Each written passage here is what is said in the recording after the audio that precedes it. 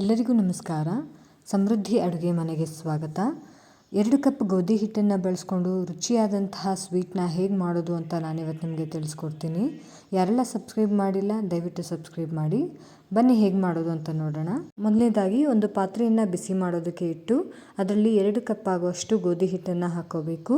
ಗೋಧಿ ಹಿಟ್ಟನ್ನು 2ರಿಂದ 3 ನಿಮಿಷ ಸ್ವಲ್ಪ ಕಲರ್ ಚೇಂಜ್ ಆಗೋವರೆಗೂ ಇದನ್ನು ಈ ರೀತಿ ಹುರ್ಕೋಬೇಕು.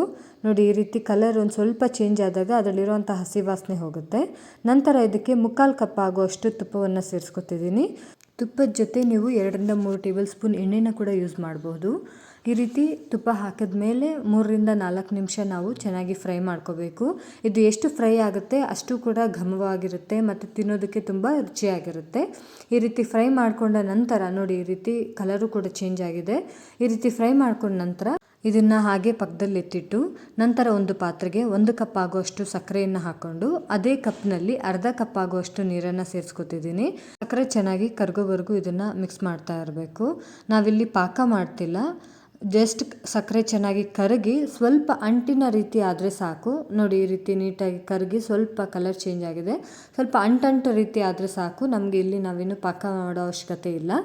ನಂತರ ಇದನ್ನು ಆಫ್ ಮಾಡಿ ಆಗಲೇ ಇಟ್ಟಿದ್ವಲ್ಲ ಗೋಧಿ ಹಿಟ್ಟನ್ನು ಹುರ್ಕೊಂಡಿದ್ವಲ್ಲ ಅದನ್ನು ಮತ್ತೆ ಗ್ಯಾಸ್ ಮೇಲೆ ಇಟ್ಟು ನೋಡಿ, ಈ ರೀತಿ ಮತ್ತೆ ಇನ್ನೊಂದು ಸಲ ಹುರ್ಕೋಬೇಕು. ಈಗ ಇದಕ್ಕೆ 2 ಟೇಬಲ್ ಸ್ಪೂನ್ ಆಗುವಷ್ಟು ಹಾಲಿನ ಪೌಡರ್ನ ಮಿಕ್ಸ್ ಮಾಡ್ಕೊತಿದ್ದೀನಿ. ನೀವು ಹಾಲಿನ ಪೌಡ್ರ್ ಇದ್ದರೆ ಯೂಸ್ ಮಾಡಿ, ಇಲ್ಲ ಅಂದರೆ ನೀವು ಸ್ಕಿಪ್ ಮಾಡ್ಕೋಬೋದು. ಇದಕ್ಕೆ ನೀವು ಒಣಕೊಬ್ಬರಿ ಇದ್ದರೆ ಅಂದರೆ ಒಣಕೊಬ್ಬರಿಯನ್ನು ಚೆನ್ನಾಗಿ ಪುಡಿ ಮಾಡಿ ಮಿಕ್ಸಿಗೆ ಹಾಕಿ ನೀಟಾಗಿ ಪುಡಿ ಮಾಡಿ ಕೂಡ ಯೂಸ್ ಮಾಡ್ಕೋಬೋದು. ಈಗ ಆಗಲೇ ಸಕ್ಕರೆ ಕರಗಿಸಿ ಇಟ್ಟಿದ್ವಲ್ಲ ಅದನ್ನು ಹಾಕಿ ನೋಡಿ, ಈ ರೀತಿ ನೀಟಾಗಿ ಮಿಕ್ಸ್ ಮಾಡ್ಕೋಬೇಕು. ಈಗ ಇದನ್ನು ನಿರಂತರವಾಗಿ ಮಿಕ್ಸ್ ಮಾಡ್ತಾನೇ ಇರಬೇಕು. ನೋಡಿ, ಈ ರೀತಿ ಮಿಕ್ಸ್ ಮಾಡ್ತಾ ಇರೋದ್ರಿಂದ ಅದು ಎಲ್ಲವೂ ಕೂಡ ನೀಟಾಗಿ ಮಿಕ್ಸ್ ಆಗುತ್ತೆ. ನೋಡಿ, ಈ ರೀತಿ ಕಲಿಸ್ತಾ ಇರಬೇಕು. ನೀವು ನೋಡ್ಬೋದು, ಬೇಯ್ತಾ ನೋಡಿ, ಈ ರೀತಿ ಪಾತ್ರೆಯಿಂದ ಸ್ವೀಟು ಬೇರ್ಪಡ್ತಾ ಇದೆ, ಅಂಟ್ಕೋತಿಲ್ಲ ಪಾತ್ರೆಗೆ. ಒಂದು 2ರಿಂದ 3 ನಿಮಿಷ ಇದನ್ನು ಈ ರೀತಿ ಕಲಿಸ್ತಾ ಇರಬೇಕು. ನಮಗೆ ಗೊತ್ತಾಗುತ್ತೆ ನೋಡಿ, ಪಾತ್ರೆಯಿಂದ ಸ್ವೀಟು ಬೇರ್ಪಡ್ತಾ ಇದೆ, ಪಾತ್ರೆಗೆ ಅಂಟ್ಕೋತಾ ಇಲ್ಲ. ಈ ರೀತಿ ಕಲಿಸ್ತಾ ಇರೋದ್ರಿಂದ ನೋಡ್ಬೋದು, ತುಪ್ಪ ಕೂಡ ಇದು ಮೇಲೆ ತೇಲ್ತಾ ಇದೆ, ಮೇಲೆ ಬರ್ತಿದೆ. ನೋಡಿ, ಈ ರೀತಿ ನಾವು ಮಿಕ್ಸ್ ಮಾಡ್ಕೋತಾ ಇದ್ದಾಗ ನೋಡ್ಬೋದು ಎಷ್ಟು ಸರಿಯಾದ ಒಂದು ಹದದಲ್ಲಿ ಸ್ವೀಟ್ ನಮಗೆ ರೆಡಿಯಾಗಿದೆ. ಸೊ ಈಗ ಇದನ್ನು ನೋಡ್ಬೋದು, ನೋಡಿ ಹೇಗೆ ನೀಟಾಗಿ ರೆಡಿಯಾಗಿದೆ ಸ್ವೀಟು. ನೀವು ಬೇಕಾದರೆ ಈಗ ಇದನ್ನು ನೋಡ್ಬೋದು, ನೋಡಿ ಈ ರೀತಿ ತೆಗೆದು ಈ ರೀತಿ ಟಚ್ ಮಾಡಿದಾಗ ನೋಡಿ ನಮ್ಮ ಕೈಗೇನು ಅಂಟ್ತಾ ಇಲ್ಲ, ತುಪ್ಪ ಮಾತ್ರ ಮೇಲೆ ಬಿಡ್ತಿದೆ. ಸೊ ಈಗ ಇದು ಸರಿಯಾಗಿ ಬಂದಿದೆ ಅಂತ. ನಂತರ ಗ್ಯಾಸ್ನ ಆಫ್ ಮಾಡಿಕೊಂಡು ನಾವು ಒಂದು ತಟ್ಟೆಗೆ 1 ಟೇಬಲ್ ಸ್ಪೂನ್ ಆಗುವಷ್ಟು ತುಪ್ಪವನ್ನು ಹಾಕ್ಕೋತಾ ಇದ್ದೀನಿ.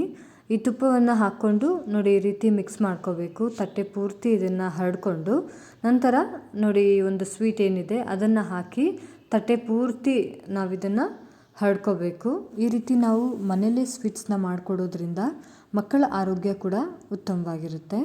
ನೋಡ್ಬೋದು, ಈ ರೀತಿ ನೀಟಾಗಿ ನಾವು ಫುಲ್ ಸೆಟ್ ಮಾಡ್ಕೋಬೇಕು. ತಟ್ಟೆ ಪೂರ್ತಿ ನಾವು ಇದನ್ನು ನೀಟಾಗಿ ಸೆಟ್ ಮಾಡ್ಕೋಬೇಕು.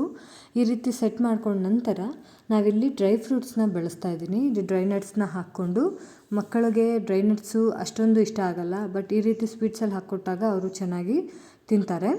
ಇದನ್ನು ನಾವು 1 ಅವರ್ ಹಾಗೆ ಬಿಡಬೇಕು. ಈ ರೀತಿ 1 ಅವರ್ ಬಿಟ್ಟ ನಂತರ ನೋಡ್ಬೋದು, ಈ ರೀತಿ ನಮಗೆ ಸಿಗುತ್ತೆ.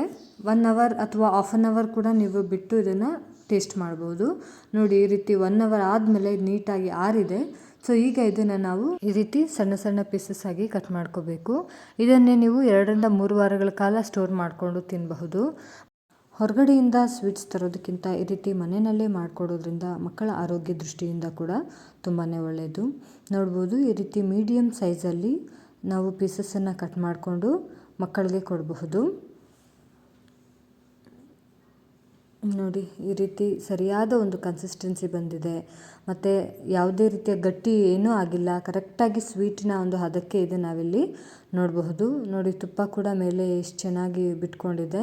ಸೊ ಈ ರೀತಿ ನೀವು ಟ್ರೈ ಮಾಡಿ, ಹೇಗಿತ್ತು ಅಂತ ಕಮೆಂಟ್ ಮಾಡಿ, ಸಬ್ಸ್ಕ್ರೈಬ್ ಮಾಡೋದನ್ನು ಮರಿಬೇಡಿ. ಹಾಗೆ ನಿಮಗೆ ಫ್ರೆಂಡ್ಸ್ ಯಾರಿದ್ದಾರೆ ಅವ್ರಿಗೂ ಕೂಡ ಶೇರ್ ಮಾಡಿ, ಇದನ್ನು ಟ್ರೈ ಮಾಡೋದಕ್ಕೆ ಹೇಳಿ. ಹಾಗೆ ಲೈಕ್ ಮಾಡೋದನ್ನು ಮರಿಬೇಡಿ. ಧನ್ಯವಾದಗಳು.